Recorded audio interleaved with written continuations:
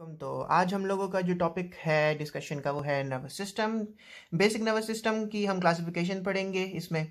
ठीक है, neural plasticity क्या होती है ये आप मुझे कमेंट्स में बताएं, अगर नहीं पता तो वीडियो के नर्वस सिस्टम की हम बात करें, human nervous system mainly two हमारे पास पोर्शंस में डिवाइड होता है। एक होता है हमारा सेंट्रल नर्वस सिस्टम और एक है पेरिफेरल नर्वस सिस्टम। ठीक है, सेंट्रल नर्वस सिस्टम पहले शुरू पढ़ते हैं। सेंट्रल नर्वस सिस्टम के दो मेन पार्ट्स हैं, एक है हमारा ब्रेन और एक होती है स्पाइनल कॉर्ड। ब्रेन, ठीक है, ब्रेन और स्पाइनल कॉर्ड मैंने बनाई हुई है। ये सारा इस जगह तक हमारे पास ब्रेन है, जो हमने पहले भी थोड़ा सा पढ़ा हुआ है। अब ब्रेन को हम डिवाइड करें तो मेनली इसकी तीन डिविजन्स होती हैं। एक होता है हमारा फोर ब्रेन, एक है मिड ब्रेन और एक है हाइंड ब्रेन। ठीक है, fore brain, mid brain, hind brain. Fore brain को हम कहते हैं प्रोसेंसिफेलॉन, कहते हैं प्रोसेंसिफेलॉन, प्रोसेंसिफेलॉन।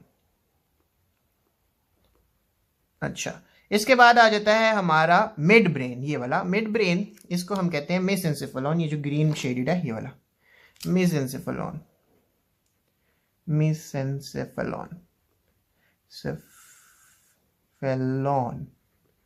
और फिर आखिरी है हमारा रोम्बेनसिफेलॉन, रोम्बेनसिफेलॉन, रोम्बेनसिफेलॉन।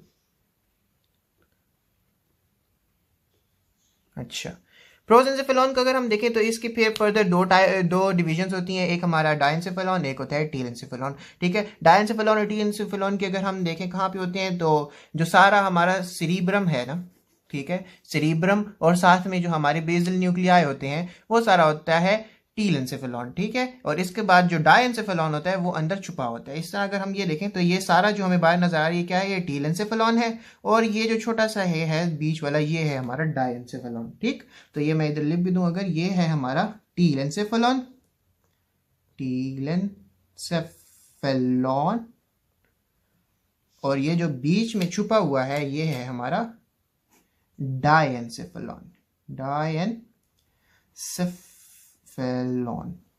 तो हमें ये जो सारा इधर नजर आ रहा है ये सारा क्या है, ये टीलेंसिफेलॉन है। अच्छा, प्रोसेंसिफेलॉन हो गया। इसके बाद मीजेंसिफेलॉन है, तो मीजेंसिफेलॉन के अंदर तो सिर्फ मिड ब्रेन आता है। अच्छा, रोम्बेनसिफेलॉन की बात करें तो उसके अंदर तीन चीजें होती हैं, एक होता है पॉन्स, मेडुला और फिर पीछे सेरिबेलम। ठीक है, लेकिन इसकी दो डिविजन्स होती हैं हमारे पास, एक होता है मिटेंसिफेलॉन और एक होता है माइलेंसिफेलॉन। जो ऊपर वाली दो चीजें होती हैं पॉन्स और साथ में सेरिबेलम, ठीक है, ये दोनों मिलके हमारे पास बनाती है मीटेंसिफेलॉन, मीटेंसिफेलॉन, मीटेंसिफेलॉन।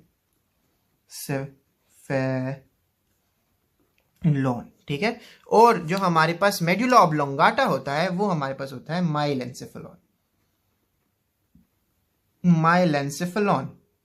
ये क्या है, मेडुला ऑब्लोंगाटा। ठीक है, ये क्या है, ये है हमारे पास सेरिबेलम।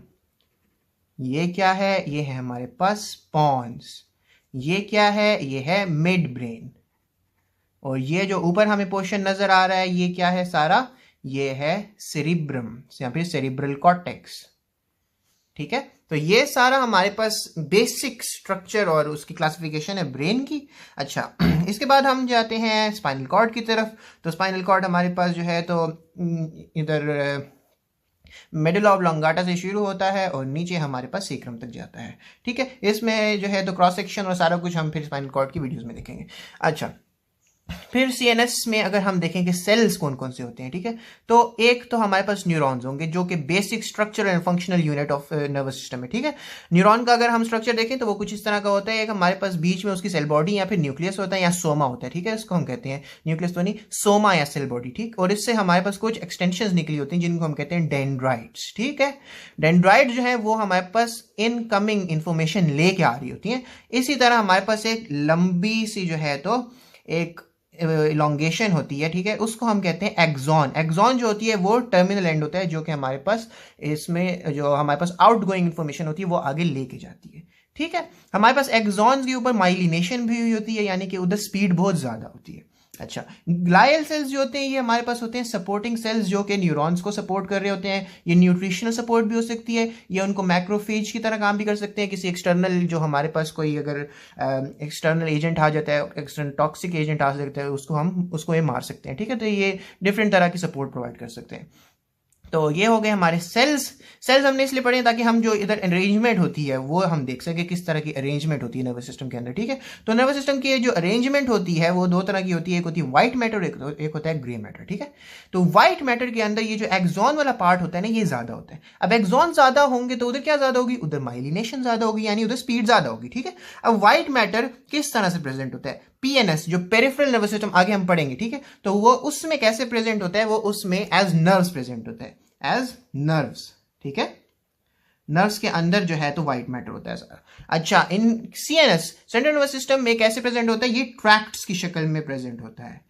ट्रैक्ट्स क्या होते हैं, हमारे पास ऐसे फाइबर्स जो कि ऊपर से नीचे वाली चीजों को कनेक्ट करें, ठीक है। जैसे फॉर एग्जांपल हमारे सेरिब्रम को नीचे स्पाइनल कॉर्ड के साथ कनेक्ट कर रहे हो तो उसको हम कहेंगे सेरिब्रो स्पाइनल ट्रैक्ट, ठीक है। इसी तरह जैसे हमने बाकी ट्रैक्ट्स पढ़े भी हैं तो ये सारे क्या होते हैं, ये ट्रैक्ट्स होते हैं। अच्छा, दूसरी चीज होती है हमारे पास association fibres, association fibres, association fibres.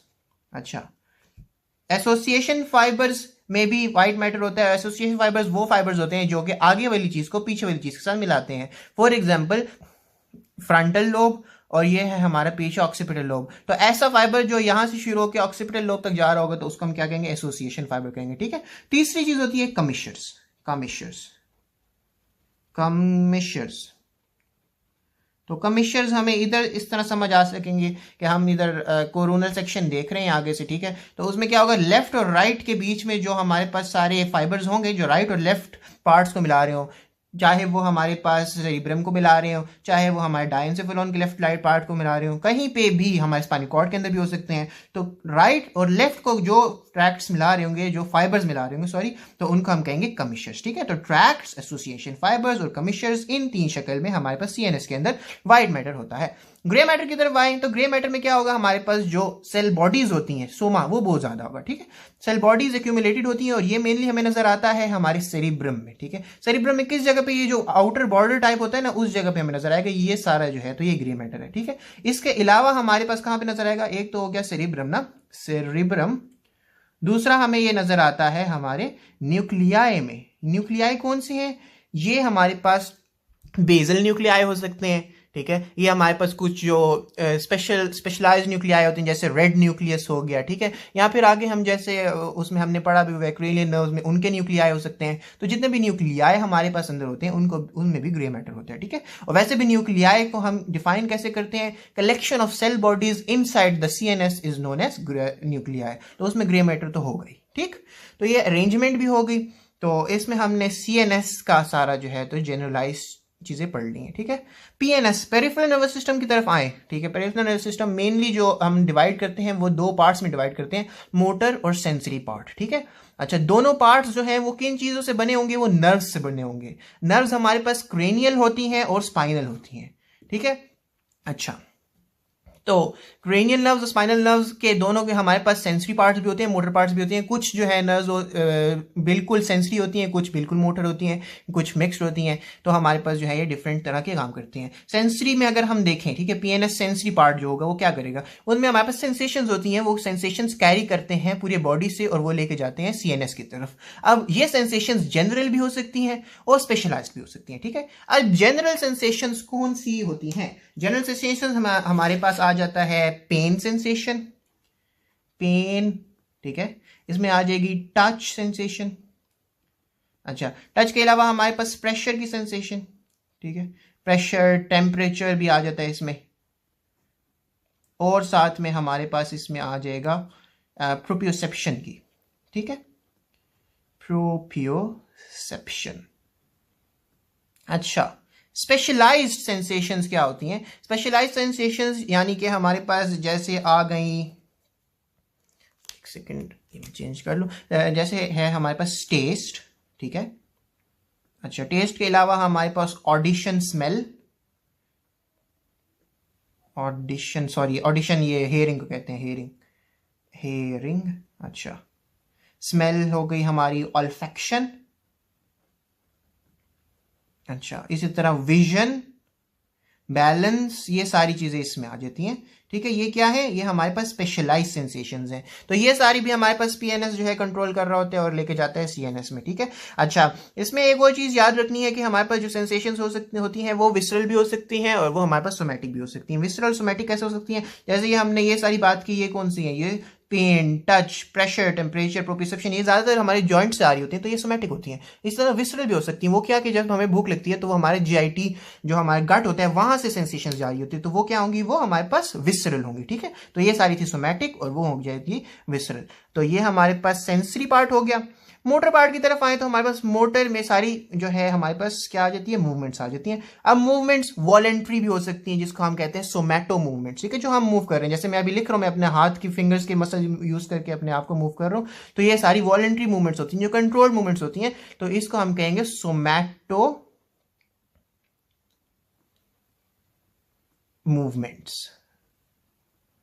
ठीक है, सोमैटो मूवमेंट्स, जिसमें मैं कंट्रोल्ड मूवमेंट्स कर रहा हूं। इसी तरह इनवॉलेंट्री मूवमेंट्स भी होती हैं, जैसे हम जो इनको हम कंट्रोल नहीं कर सकते, वो क्या होती हैं, हार्ट की मूवमेंट्स। ठीक है, हार्ट की beating, GIT movements, GI tract की, जैसे पेरिस्टाल्सिस आ गया। ठीक है, वो सारी चीजें, अच्छा इनको हम कंट्रोल नहीं कर सकते। इनमें फिर क्या होता है, हमारे पास दो तरह के सिस्टम्स इन्वॉल्व होते हैं, एक होता है पैरासिम्पैथेटिक और एक होता है सिंपैथेटिक। पैरासिम्पैथेटिक और सिंपैथेटिक। ठीक है, सिंपैथेटिक